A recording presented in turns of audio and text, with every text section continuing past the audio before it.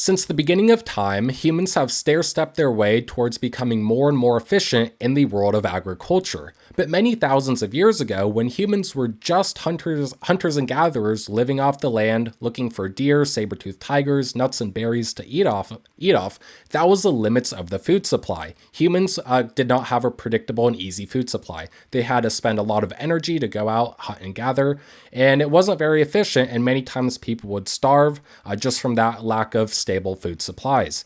Now, fast forward some time to when farming was invented, it was a revolutionary concept because then it created a stable food supply that humans could then control to grow to whatever supply that they wanted, which led to an increased human population.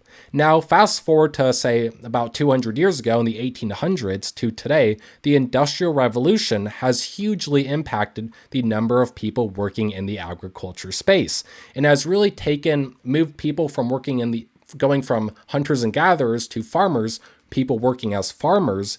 And the Industrial Revolution has really started to, or since the 1800s, slowly and steadily remove the humans out of the farming supply chain and really transition that role to automation, giving the difficult tasks to tractors, automation, and things like that.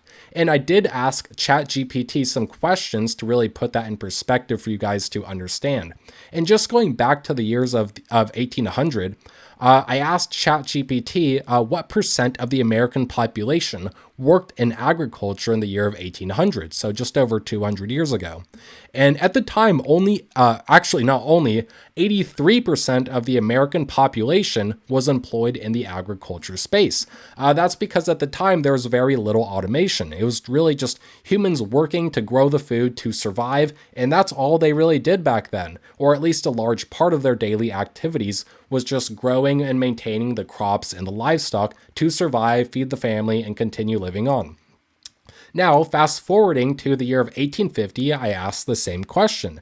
And ChatGPT says in 1850, around 55% of the American population was employed in agriculture. This decrease is from 83% in 1800 reflects the early stages of industrialization and urbanization in the United States, which is just really goes to show just how effective it is in terms of changing where humans are and where to place the efficiencies in the workforce.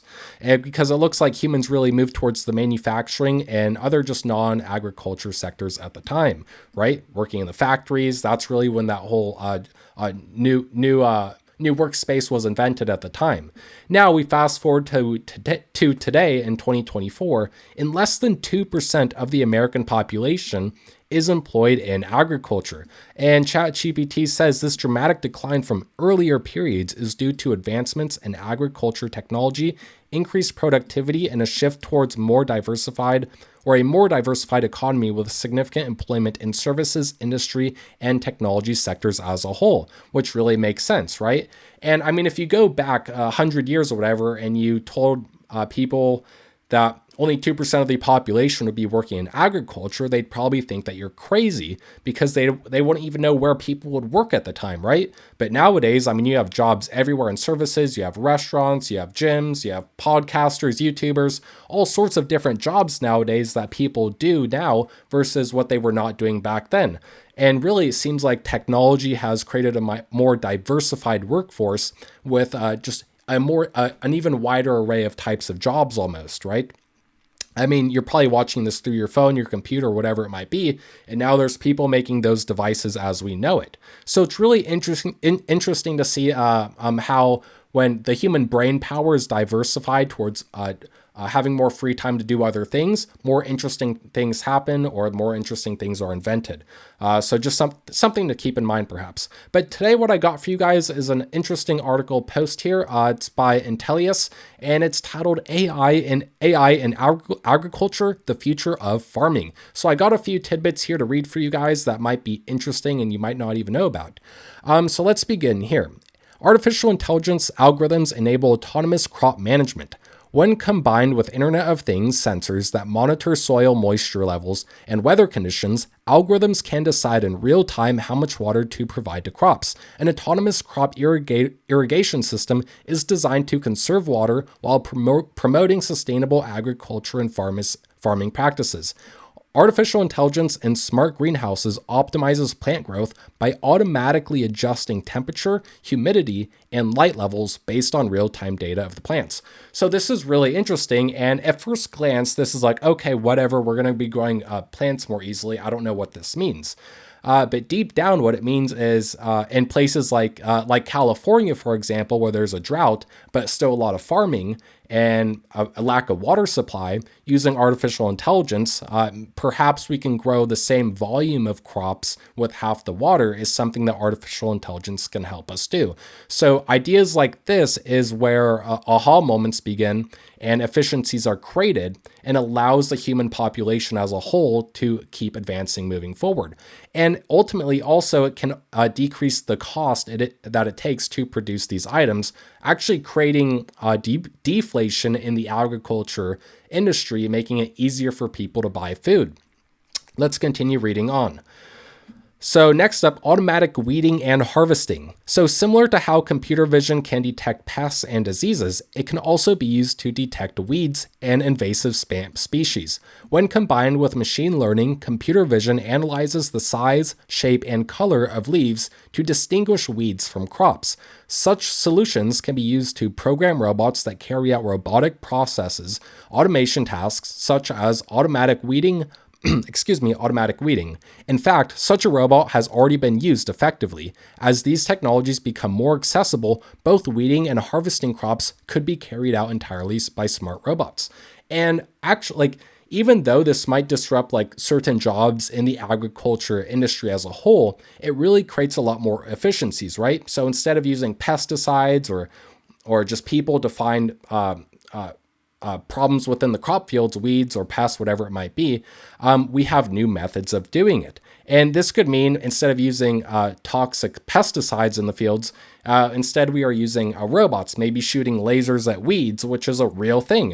And it's like, wow, even though it's replacing humans in the role, it's creating more efficiencies and potentially even cleaner and more affordable crops long term.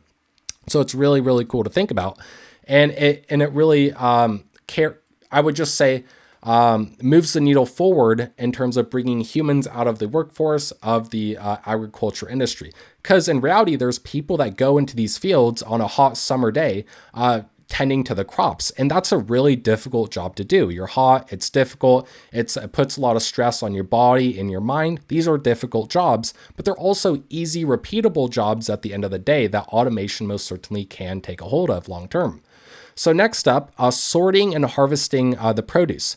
So AI is not only useful for identifying potential issues with crops while they're growing, it has also a role to play after produce has been harvested. Most sorting processes are traditionally carried out manually. However, artificial intelligence can sort out more accurately and probably do it at an even wider scale.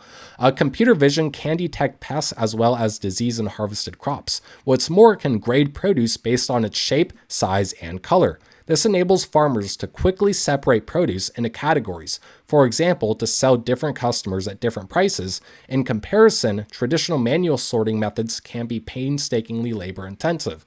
And I mean, we've all seen those videos of produce being hauled off the farm and into a factory, and people are just sorting out the fruits and vegetables or whatever it might be. And I mean, it does suck that AI might be taking those agriculture jobs, those jobs there, but that's not something that humans should be doing, and that's something that can and should be automated long term. And what it does, again, little things like that, just taking care of the crops, making sure there's less weeds, more efficient with the water, or automating the right shape and size of the fruit to sell to the right customer. All those little variations of adding artificial intelligence into the process significantly brings down the price overall long term and keeps food and items affordable for the growing population as we have it today.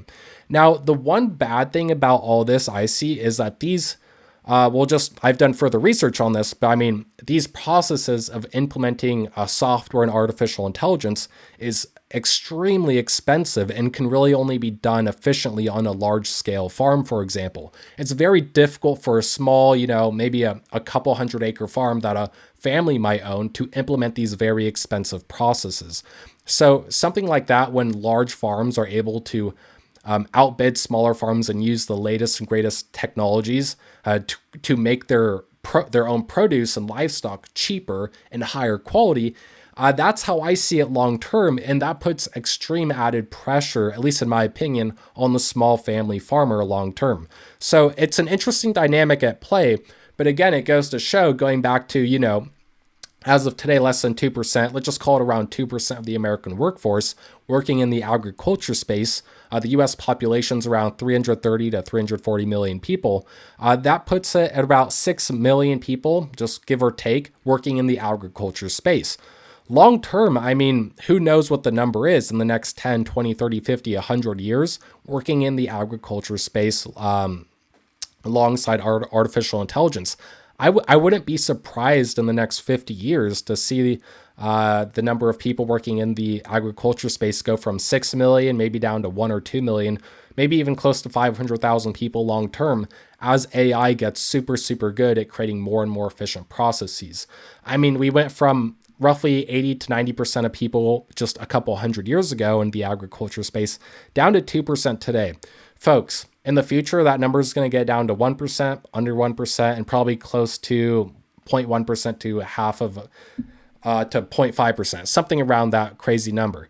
Now that begs the question is, when we give a lot of control to artificial intelligence, is that a security risk long term? That's another item that you need to think about. So there's a lot of dynamics going on in the agriculture space. I mean, everyone here, hopefully you do, eats food and vegetables and meat, whatever it is you eat every day. It all touches the agriculture space. And it'll be really interesting to see long term how the artificial intelligence really impacts the grocery stores as we know it, what items are held in there, at what prices, what dynamics really take place. So that's really it for today, guys. I just wanted to give you my thoughts and opinions and kind of show you guys a couple of interesting facts here as well. As always, please leave a comment down below with any thoughts, opinions. I'd love to hear it from you guys. And also do not forget to like and subscribe, and also even share this video with a friend if you'd like, or a family member. Alrighty, guys. Well, thank you so much, and see you on the next video. Bye-bye.